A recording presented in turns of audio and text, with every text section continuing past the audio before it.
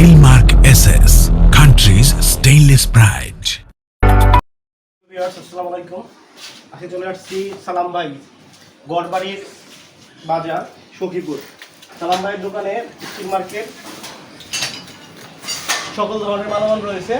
Steel market মাল দিয়ে সালাম ভাই গেট, গ্রিল এবং কি সকল ধরনের স্টিলের কাজ করে থাকেন। যেমন সালাম ভাই এখন একটা গেট রেডি করতেছে। গেটে কোথাকার? সিঙ্গারচালা, সখীপুরের সিঙ্গারচালা।